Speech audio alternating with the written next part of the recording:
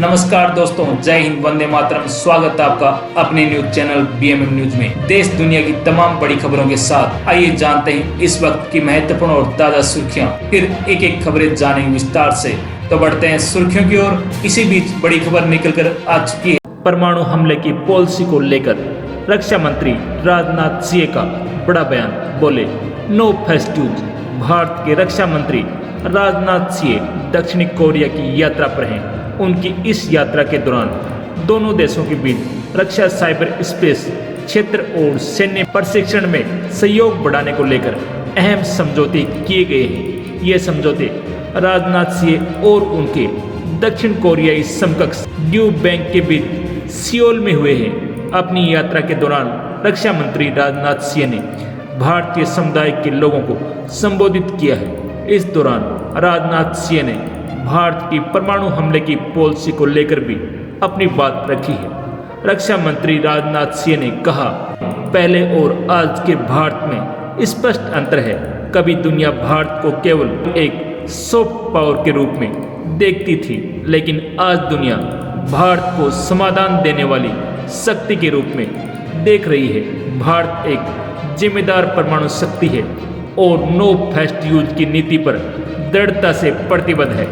हमने इस पॉलिसी को अंतर्राष्ट्रीय मंचों पर दोहराया है। नो फेस्ट यूज की नीति सभी को स्वीकार करनी चाहिए, लेकिन कभी कभी लोग हमारे संयम और शांति की बातों को बेवजह कमजोरी समझने की भूल कर जाते हैं। मैं स्पष्ट कर दूं कि भारत अपनी नो फेस्ट यूज नीति के प्रति पूरी तरह से कमिटेड है, लेकिन भारत किसी भी प्रकार के न्यूक्लियर ब्लैकमेल को कभी बर्दाश्त नहीं करेगा।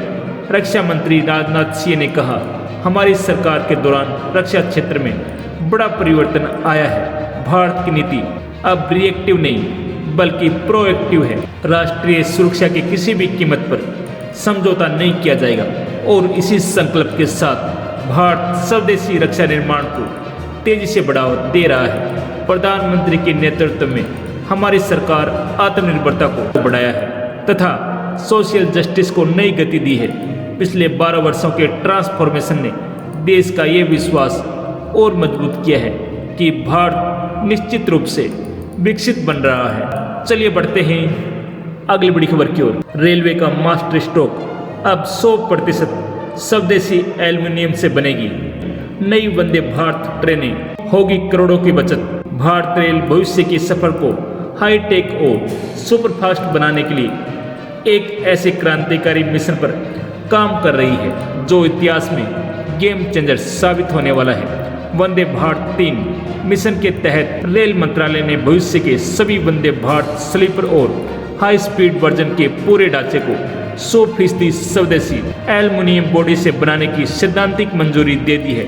रेलवे के इस मास्टर स्ट्रोक से ट्रेनों की बॉडी और विशेष कंपोनेंट्स के लिए यूरोप या अन्य विकसित देशों पर भारत की निर्भरता पूरी तरह खत्म हो जाएगी। रेलवे का ये स्वदेशी फार्मूला पटरियों पर रफ्तार का क्या नया गणित लिखने वाला है। वर्तमान समय में देश के ट्रैक पर दौड़ रही सभी वंदे भारत ट्रेनें स्टेनलेस स्टील से बनी हैं। तकनीकी विशेषज्ञों के अनुसार स्टेनलेस स्टील के मुकाबले स्वदेशी एल्युमिनियम का इस्तेमाल करने से ट्रेन का कुल वजन 30 से 40% तक कम हो जाएगा।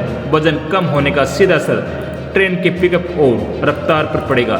एल्युमिनियम बॉडी वाली ये नई वंदे भारत महज कुछ ही सेकंड में 160 से 180 किलोमीटर प्रति घंटे की टॉप स्पीड पकड़ने में सक्षम होंगी। इसके अलावा हल्की बॉडी होने के कारण बिजली की खपत बहुत कम होगी, जिससे भारतीय रेलवे को हर साल करोड़ों रुपए के राजस्व की भारी भरकम बचत होगी।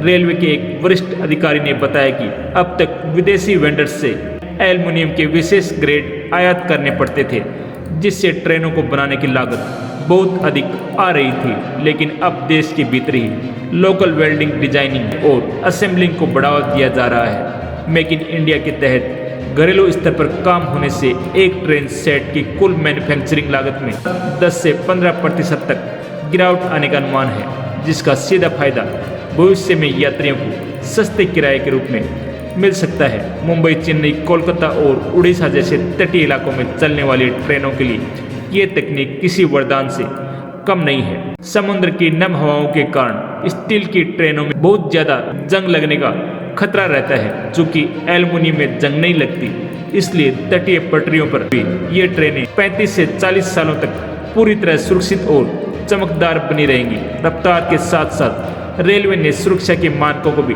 सबसे ऊपर रखा है। चलिए बढ़ते हैं अगली बड़ी खबर की ओर। ईरान में तबाही मचाने के बाद क्यूबा पर ट्रंप की नज़र कैरिबियन सागर में पहुंचा अमेरिकी युद्धपोत। अमेरिका और क्यूबा के बीच बढ़ते तनाव के बीच अमेरिकी नेवी का विशाल एयरक्राफ्ट कैरियर USS निम्बस अपने स्ट्राइक ग्रुप के साथ कैरिबियन सागर में पहुंच गया है। अमेरिकी मीडिया रिपोर्ट द हिल के मुताबिक ये तैनाती ऐसे समय में हुई है जब अमेरिका के राष्ट्रपति डोनाल्ड ट्रंप ने क्यूबा के खिलाफ कड़ा रुख अपनाया है और कार्रवाई की चेतावनी दी है। कैरिबियन और लैटिन अमेरिका में अमेरिकी सैन्य अभियानों की निगरानी करने वाले अमेरिकी दक्षिणी कमान इस तैनाती की जानकारी दी। USS निमिट्ज ने ताइवान स्ट्रेट से लेकर अरब की खाड़ी तक दुनिया भर में अपनी ताकत साबित की है। ये जहाज स्थिरता बनाए रखने और लोकतंत्र की रक्षा करने में अहम भूमिका निभा सकता है। इस स्ट्राइक ग्रुप में निम्बस श्रेणी का विमान वाहक युद्धपोत USS निम्बस शामिल है। इसके साथ सुपर हॉर्नेट लड़ाकू विमान, क्रॉलर इलेक्ट्रॉनिक युद्धक विमान और ग्राउंड विमान भी तैनात हैं। इसके अलावा आर्लेबुर के श्रेणी का विध्वंसक पोत USS ग्रेडली और USNS नाम के फ्यूल सप्लायर जहाज भी इस बेड़े का हिस्सा है। बता दें कि निमिट्ज को वर्ष 1975 में अमेरिकी नौसेना में शामिल किया गया था। हाल ही में इस युद्धपोत ने ब्राजील की नौसेना के साथ रियो डी तट के पास संयुक्त नौसैनिक अभ्यास भी किया गया था। इसकी जानकारी ब्राजील स्थित अमेरिकी दूतावास ने दी थी।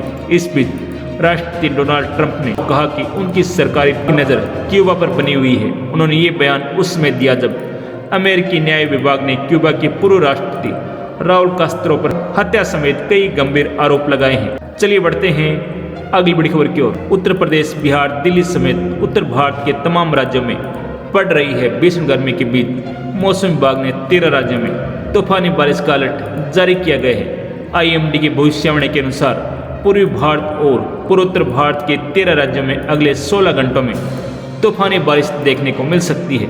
इस दौरान करीब 80 से 100 किलोमीटर प्रति घंटे की रफ्तार से आंधी चल सकती है। IMD के अनुसार दक्षिण भारत के कई राज्यों में गरज चमक के साथ बारिश और तेज हवाओं की संभावना है। मछुआरों को अरब सागर और बंगाल की खाड़ी के कई हिस्सों में न जाने की सलाह दी गई है। वहीं अगले कई दिनों तक उत्तर भारत के सभी राज्यों में हीट वेव से लेकर सीवियर हीट वेव की स्थिति बनी रह सकती है। मौसम विभाग ने राजधानी दिल्ली में हीट वेव का अलर्ट जारी किया गया है, जहां सुबह से शाम तक गर्म हवाओं के थपेड़े भी पड़ सकते हैं। वहीं आसमान मुख्य रूप से साफ रहेगा। इस दौरान हवाओं की स्पीड करीब 25 किलोमीटर प्रति घंटे तक रह सकती है। दिल्ली NCR में पारा 47 डिग्री तक पहुंचने के आसार हैं। उत्तर प्रदेश में इन दिनों भीषण गर्मी का असर देखने को मिल सकता है। बांदा जिले में तापमान 48.2 डिग्री तक पहुंच सकता है। IMD की भविष्यवाणी के अनुसार भीषण लू का असर रहेगा, जबकि लखनऊ में तापमान 46 डिग्री तक पहुंच सकता है। वहीं वाराणसी, कानपुर, प्रयागराज, नोएडा और बरेली में गर्म रातें पड़ सकती हैं। बिहार में अगले 12 घंटों में बारिश का दौर शुरू हो सकता है। मौसम विभाग ने राज्य में गरज चमक के साथ बारिश होने की संभावना जताई है। पटना, भागलपुर, मुजफ्फरनगर तेज हवाओं के साथ बारिश हो सकती है, जबकि गया में बादलों की आवाजाही के साथ गर्म हवाएं चल सकती हैं।